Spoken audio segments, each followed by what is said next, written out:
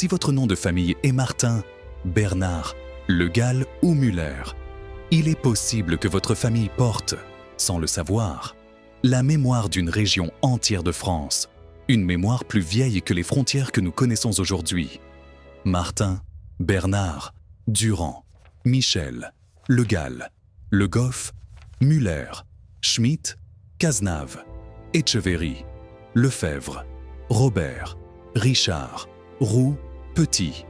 Chacun de ces noms est une porte d'entrée vers une région précise, un paysage précis, une histoire précise. Certains viennent de la côte bretonne battue par le vent.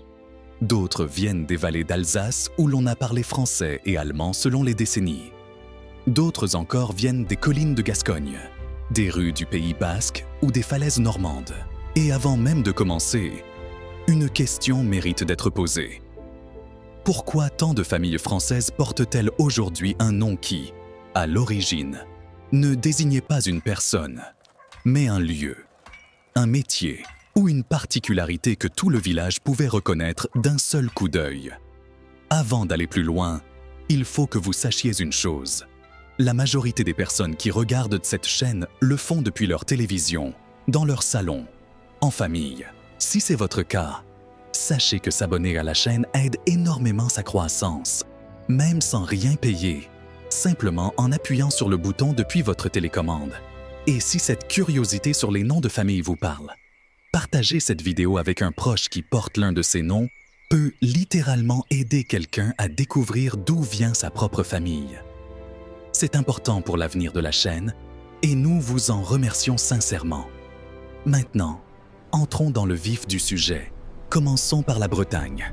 Cette péninsule battue par l'Atlantique où la langue bretonne a résisté plus longtemps que partout ailleurs en France face aux Français venus de l'intérieur des terres. Si votre nom est Le Gall, il porte en lui une contradiction fascinante. En breton, le mot Gall ne désigne pas un Gaulois au sens antique. Il désigne littéralement un étranger, plus précisément une personne venue de la France non bretonnante. Un francophone installé au milieu d'une communauté qui parlait breton.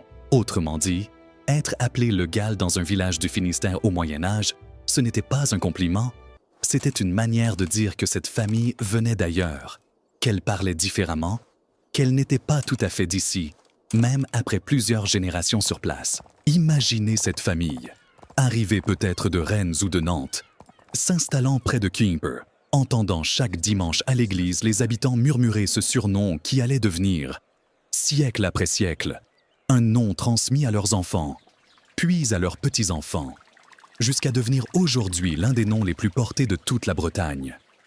Le nom Le Goff, lui, raconte une toute autre histoire, plus concrète, plus sonore. Gov, en breton, signifie forgeron. Dans un village breton du XIIe ou du XIIIe siècle, le forgeron n'était pas un artisan parmi d'autres. Il était souvent l'homme le plus important après le prêtre et le seigneur, celui qui ferrait les chevaux, réparait les outils, fabriquait les armes, et dont la forge, toujours placée près de l'église ou du carrefour principal, restait allumée du matin au soir. On raconte que dans certains villages du Morbihan, la forge du village a fonctionné sans interruption pendant plus de 300 ans, transmise de père en fils, chaque génération portant fièrement ce surnom devenu nom de famille. Aujourd'hui encore, si vous vous promenez dans les petites communes autour de Lorient ou de Vannes, vous pouvez encore voir les vestiges de certaines de ces anciennes forges, transformées en ateliers d'artisans ou en petits musées locaux, et les fêtes celtiques qui rythment encore l'été breton, comme le Festival interceltique de Lorient, rappellent à quel point cette identité régionale reste vivante. Mais pendant que ces familles bretonnes bâtissaient de leur vie face à l'océan, à plusieurs centaines de kilomètres de là, une toute autre histoire se jouait. Une histoire de frontières qui ont changé de nationalité plusieurs fois sans que les habitants n'aient jamais déménagé d'un seul mètre. Direction l'Alsace et la Lorraine. Si votre nom est Müller ou Müller, il vient très directement de l'allemand Müller, qui signifie meunier.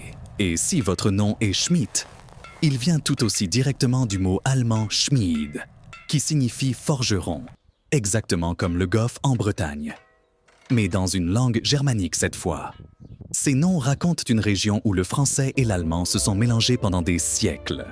Une région où une même famille a pu, sans jamais quitter son village, changer plusieurs fois de nationalité officielle.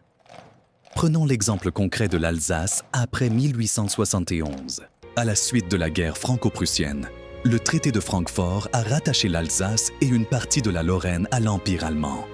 Des familles qui se considéraient françaises depuis des générations sont devenues allemandes du jour au lendemain, sans avoir bougé de leur maison, sans avoir traversé aucune frontière physique.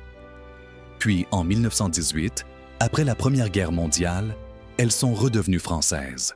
Puis en 1940, sous l'occupation, elles ont de nouveau été annexées par l'Allemagne nazie. Puis en 1945, elles sont redevenues françaises une dernière fois. 4 changements de nationalité en moins de 90 ans, pour des familles qui portaient justement des noms comme Müller ou Schmidt. Des noms qui, selon l'époque, ont pu être perçus tantôt comme parfaitement français, tantôt comme suspects, tantôt comme une fierté régionale assumée. Aujourd'hui, à Strasbourg comme à Colmar, cette double identité ne se cache plus. Elle s'affiche fièrement dans l'architecture à colombage, dans la cuisine, dans les prénoms donnés aux enfants et dans les célèbres marchés de Noël qui font la renommée mondiale de cette région, où 2 cultures se sont superposées sans jamais totalement se confondre. En parlant de maison, voici justement un détail que très peu de gens connaissent en dehors du sud-ouest de la France. Si votre nom est Cazenave, il vient de l'occitan gascon Casanava, littéralement la maison neuve. Mais ce nom cache une tradition sociale précise, presque oubliée aujourd'hui. Dans les campagnes de Gascogne et du Béarn, autour de Pau ou d'Orthez, la coutume voulait que la maison familiale, et donc le nom de famille qui allait avec, reviennent à un seul héritier, le plus souvent l'aîné, homme ou femme selon les régions. Les autres enfants, ceux qui n'héritèrent pas de la maison principale, devaient souvent en construire une nouvelle, un peu plus loin, sur une nouvelle parcelle. Cette nouvelle maison recevait alors un nouveau nom, et ce nom devenait celui de toute la descendance qui allait suivre. C'est ainsi que des dizaines de familles ont commencé leur histoire, non pas avec un ancêtre glorieux ou un métier particulier, mais simplement parce qu'un cadet de famille, un fils ou une fille qui n'héritait pas du bien principal, a dû littéralement bâtir sa propre maison de ses mains, quelque part entre 2 collines gasconnes. Aujourd'hui, dans les villages du Béarn, il n'est pas rare de croiser encore des fermes portant ce type de nom directement gravé sur le linteau de la porte d'entrée, une pierre parfois vieille de plusieurs siècles, rappelant que cette maison a un jour été neuve et qu'une famille entière en a hérité le nom pour toujours. Continuons vers le sud-ouest, encore plus près de la frontière espagnole, dans une région qui a conservé une langue que même les meilleurs linguistes du monde ont beaucoup de mal à classer. Si votre nom est Etcheverry, il vient du basque Exeberry, qui signifie exactement la même chose que Cazenave en gascon, la maison neuve, mais dans une langue totalement différente, une langue qui n'appartient à aucune famille linguistique connue en Europe, ni latine, ni germanique, ni celtique. Le basque est parlé au Pays basque, autour de Bayonne, de Biarritz et de Saint-Jean-de-Luz, depuis une époque si ancienne que certains chercheurs estiment qu'il pourrait avoir précédé l'arrivée des langues indo-européennes sur le continent. Autrement dit, quand votre nom est Etcheverry, il ne renvoie pas simplement à une maison bâtie au Moyen Âge, il vous relie à l'une des langues les plus mystérieuses et les plus anciennes encore parlées aujourd'hui en Europe occidentale. Les familles basques, très attachées à leur maison, appelées Etexo, considéraient historiquement que la maison elle-même, et non uniquement les personnes qui y vivaient, portait une forme d'identité, presque une âme. Certaines maisons basques ont ainsi transmis leur nom à des générations entières, sans interruption, parfois depuis plus de 400 ans, un phénomène que l'on retrouve peu ailleurs en France avec une telle intensité.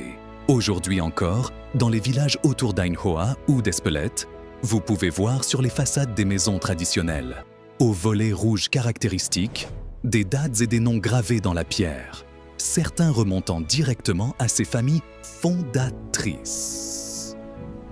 Traversons maintenant la France jusqu'à la Normandie, une région dont l'histoire a littéralement changé le cours de celle de l'Angleterre entière. Si votre nom est Robert ou Richard, Il ne s'agit pas de simples prénoms devenus noms de famille par hasard. Ce sont des noms d'origine germanique, apportés en Normandie par les Vikings scandinaves qui se sont installés dans la région à partir du Xe siècle, avant de se mélanger progressivement à la population locale et d'adopter la langue et la religion des Francs. Ces mêmes Normands, un siècle et demi plus tard, sous la conduite de Guillaume, allaient traverser la Manche en 1066 et conquérir l'Angleterre, un événement immortalisé sur la célèbre tapisserie de Bayeux, longue de plus de 70 mètres, que l'on peut toujours admirer aujourd'hui dans cette ville normande. Après cette conquête, des milliers de familles normandes se sont installées en Angleterre, emportant avec elles leur nom, leurs coutumes et leur administration. C'est en partie pour cette raison que des noms comme Robert ou Richard, à l'origine typiquement normand, se retrouvent aujourd'hui autant en France qu'en Angleterre sous leur forme Robert et Richard, ou même Robertson et Richardson de l'autre côté de la Manche. Quant au nom Lefebvre, très répandu en Normandie et dans le nord de la France, il vient du mot ancien fèvre, issu du latin faber, qui signifie tout simplement le forgeron. Encore un métier essentiel du village médiéval, comme le Goff en Bretagne et Schmitt en Alsace. La preuve que dans presque toutes les régions de France, ce métier a laissé une trace directe dans les noms de famille encore portés aujourd'hui. Descendons maintenant vers le sud, là où le soleil change tout, y compris la façon dont on surnommait les gens. Si votre nom est Roux, il ne vient d'aucun lieu précis ni d'aucun métier. Il vient d'un simple détail physique, la couleur rousse des cheveux, particulièrement remarquée et commentée dans les villages du Midi, en Provence comme en Occitanie, où les cheveux roux étaient beaucoup plus rares et donc beaucoup plus visibles qu'ailleurs. Ce type de surnom, basé sur l'apparence physique, était extrêmement courant au Moyen Âge. Dans une société où l'écrasante majorité des habitants d'un même village ne possédaient ni nom de famille officiel ni registre écrit, et où l'on distinguait simplement les gens par leur apparence, leur métier ou leur lieu d'origine. Ainsi, dans un petit village près de Nîmes ou d'Aix-en-Provence, il suffisait qu'un seul homme roux se distingue parmi la population pour que ce simple détail traverse les générations et devienne, des siècles plus tard, l'un des noms de famille les plus répandus de toute la France méridionale. Aujourd'hui, ce nom reste particulièrement fréquent dans le sud du pays. Un souvenir discret mais bien réel de cette époque où l'apparence physique suffisait à fonder toute une lignée. Il existe pourtant une région de France dont l'histoire des noms de famille est encore différente, moins liée à un métier ou à une couleur de cheveux, et davantage liée à un exode massif resté longtemps méconnu. Il s'agit de l'Auvergne, terre de volcans endormis autour de Clermont-Ferrand et du Puy-de-Dôme. À partir du XIXe siècle, des milliers de familles auvergnates, souvent pauvres, ont quitté leur village de montagne pour tenter leur chance à Paris. Beaucoup d'entre elles se sont spécialisées dans le commerce du charbon et du bois, puis dans la tenue de petits cafés, si bien que l'on a fini par surnommer ces commerçants les bougnats. Un mot popularisé à Paris pour désigner ces Auvergnats installés dans la capitale. De nombreux cafés parisiens traditionnels, avec leur zinc et leur ambiance chaleureuse, ont ainsi été fondés par des familles venues tout droit du Cantal ou du Puy-de-Dôme, qui ont fini par s'installer définitivement dans la capitale sans jamais renier leurs origines montagnardes. Beaucoup de ces familles portèrent des noms directement liés à leur village d'origine.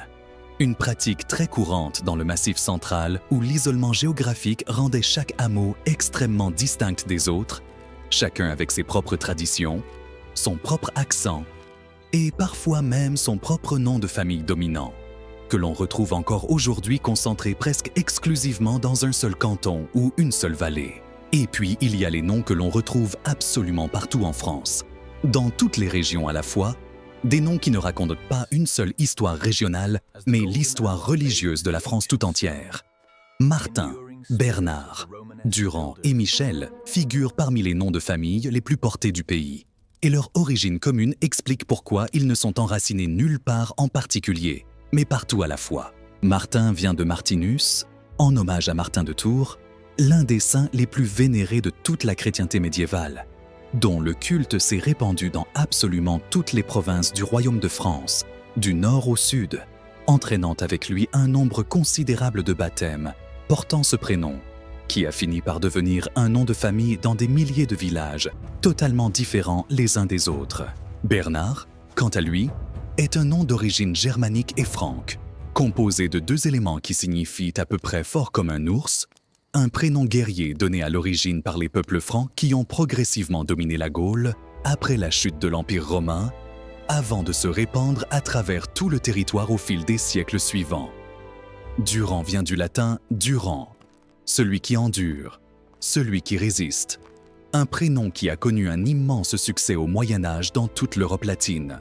Michel, enfin, vient du prénom biblique Michaël, popularisé notamment par le culte de l'archange Michel, dont le sanctuaire le plus célèbre, le Mont Saint-Michel, planté entre la Normandie et la Bretagne, attirait chaque année des milliers de pèlerins venus de toute la France et bien au-delà. C'est justement cette popularité religieuse extrêmement large et non un lien avec un seul village ou un seul métier, qui explique pourquoi ces 4 noms figurent aujourd'hui parmi les plus portés dans toutes les régions de France sans exception, de la Bretagne à la Provence, de l'Alsace au Pays Basque.